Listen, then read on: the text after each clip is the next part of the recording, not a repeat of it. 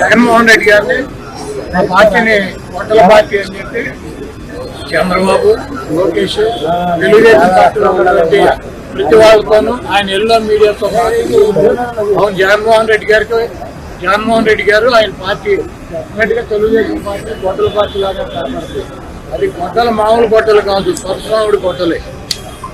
గతంలో మనం చూసిన చరిత్ర గొడ్డలు ఎవరి దగ్గర ఉండేది?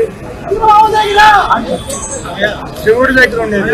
శివుడి చేతిలో కూడా ఉంటుంది. ప్రతి మన శివుడికి పూజ చేసే వాళ్ళకి తెలుస్తుంది. శివుడి చేతిలో ఒక చేతిలో గొడ్డలు ఉంటుంది, రెండు దుర్గామాత చేతిలో, విఘ్నేశ్వరుడి చేతిలో గొడ్డలు ఉంటుంది. ఆ గొడ్డల్ని తపస్సు చేస్తే పరశురాముడికి ఇచ్చారు.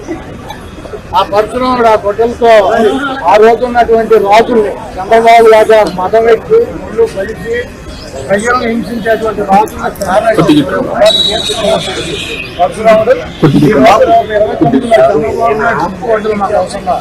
ఈ రోజు చంద్రబాబు నాయుడు గొడ్డలతో సంబంధం లేకుండా ఈ రాష్ట్ర ప్రజలు 2029లో పరశురాముడి గొడ్డలు జగన్మోహన్ రెడ్డి గారు కట్టించబోతున్నారు.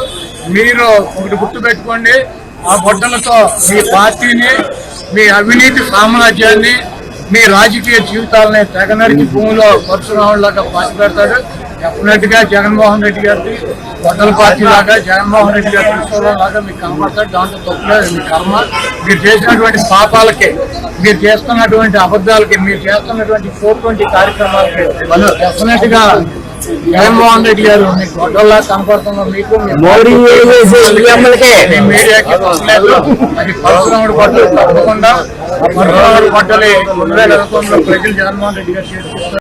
రపరప్ప అంటే చూస్తూ మేము ఊరుకోం.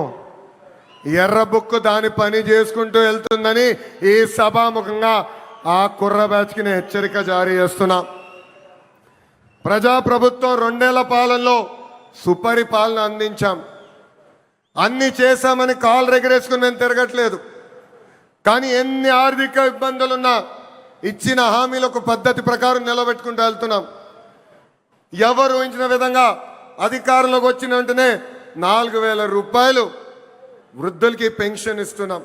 వికలాంగులకి 6,000 రూపాయలు బెడ్కే పరిమితం అవుతే 15,000 రూపాయలు పెన్షన్ ఇస్తున్న ఏకైక ప్రభుత్వం ఆంధ్ర రాష్ట్రంలో ఉన్న ఎన్డీఏ ప్రభుత్వం.